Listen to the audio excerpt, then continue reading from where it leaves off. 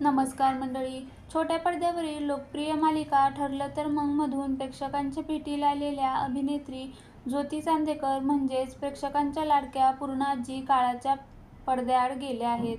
आजारपणाचं निमित्त झालं आणि ज्योती यांनी प्रेक्षकांचा निरोप घेतला. त्यांच्या जाण्याने प्रेक्षकांना देखील मोठा धक्का बसलाय. त्या 68 वर्षाच्या होत्या. गेल्या 3-4 दिवसापासून त्यांच्यावर पुण्यातील एका रुग्णालयात उपचार सुरू होते. मात्र त्याचा काहीही उपयोग झाला नाही. त्यांनी अखेर या जगाचा निरोप घेतला. त्यांच्या जाण्याने संपूर्ण सिनेसृष्टीवर शोककळा पसरली आहे. त्यातही ठरलं तर मग मालिकेतील सायली म्हणजेच अभिनेत्री जुई गडकरी हिला त्यांच्या जाण्याचा मोठा धक्का बसला आहे. पूर्णाजी सेटवर सगळ्यांसोबत प्रेमाने वागायच्या. आपल्या सिनेसृष्टीतील अनुभवाचा त्यांना मुळीच गर्व नव्हता.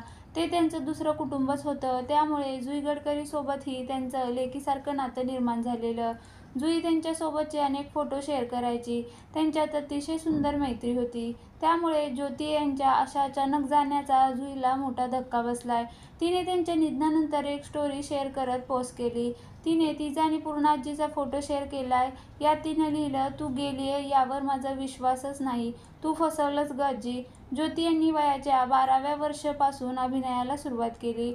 गुरु, ढोलकी, तिचा उंबरठा, पाऊलवाट, सलाम अशा अनेक चित्रपटांमध्ये त्यांनी काम केलं. याशिवाय छोट्या पडद्यावरील तू सौभाग्यवती हो, छत्रीवाली या मालिकांमध्ये त्यांनी महत्त्वाच्या भूमिका साकारल्या.